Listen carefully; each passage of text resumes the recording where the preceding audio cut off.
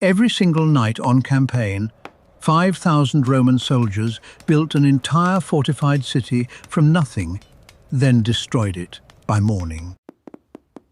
Ditch, rampart, palisade, four gates, straight streets, hundreds of tents in perfect rows, finished in as little as 3 hours.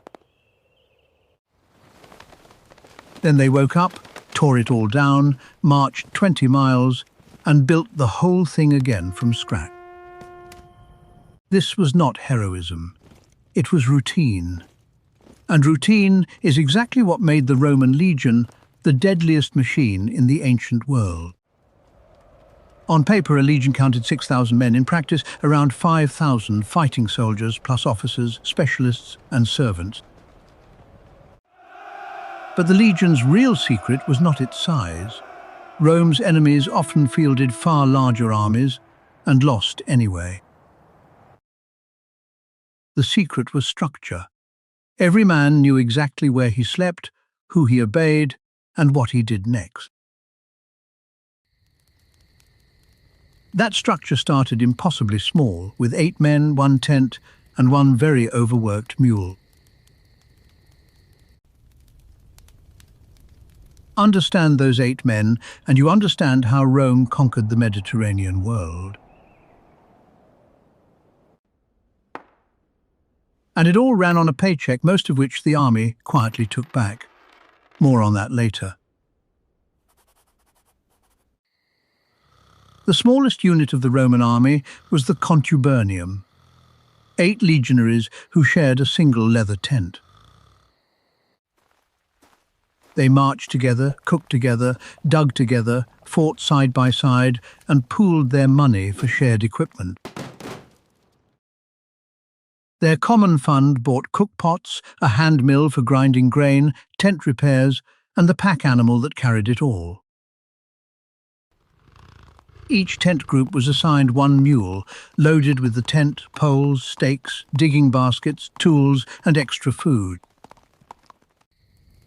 2 slaves or servants typically supported each group, cooking, guarding the pack animals, and caring for equipment on campaign. Dinner came from a daily grain ration. The men ground it into flour for porridge or dense hardtack bread.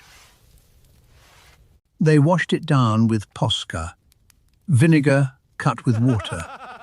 Cheap, sour, and it made suspect water drinkable. And Aeneas Engelation his vermouth. This tiny household was the army's true engine. Loyalty to Rome was abstract. Loyalty to your 7 tent mates was not. 10 of these tent groups, 80 fighting men, formed the century, the basic building block of every legion. And the man commanding those 80 soldiers was the most feared figure in a legionary's life. The centurion was a professional promoted from the ranks, part commander, part drill instructor, part judge, carrying a vine staff for beatings. 6 centuries made a cohort of 480 men. 10 cohorts made a legion. Simple, repeatable, endlessly replaceable. The first cohort was different, an elite formation of 5 double-strength centuries, roughly 800 men guarding the legion's eagle. Its senior centurion held the title Primus Pilus, the first spear, the most important soldier in the entire legion. He had fought his way up through decades of service, and he alone among centurions joined the commander's staff council. Above the centurion sat aristocratic tribunes and a legate, politically appointed commanders who came and went with their careers. The centurions stayed. They were the legion's permanent memory, its standards and its discipline, carrying experience from one war to the next. A small cavalry force of 120 riders scouted and carried messages, split into 4 squadrons of 30. So the pyramid ran. 8 men, then 80, then 480, then 5,000. Each level drilled to move as one. But drill was the easy part. The real test of the machine began the moment it started walking. The legionary on the move carried over 60 pounds. Armour, weapons, rations, a shield, stakes, and entrenching tools slung on a pole. Soldiers joked they were Marius mules after the general whose reforms made men carry gear a baggage train once hauled. The logic was speed. Fewer slow wagons meant a Roman column could cover over 20 miles a day on good roads. A day's march ran about 7 hours. Falling out of the column without permission was a punishable offence. The famous pilum javelin rode on every shoulder, engineered to bend on impact so an enemy could not throw it back. A bent pilum lodged in an enemy shield made it heavy and useless, stripping warriors of protection before the lines even met. Discipline on the road was absolute, because the column was the army at its most vulnerable, strung out and half-blind. Punishments scaled brutally, reduced rations, extra duties, flogging. For mutiny or cowardice, a unit could face decimation. 1 man in every 10, executed by his own comrades. The other 9 did the killing. And yet the hardest hour of a legionary's day came after the marching stopped. Engineers rode ahead to select and mark the ground. By the time the column arrived, every unit's position was already plotted. Still wearing armour, the men dug a perimeter ditch around 3 feet deep and piled the earth into a rampart.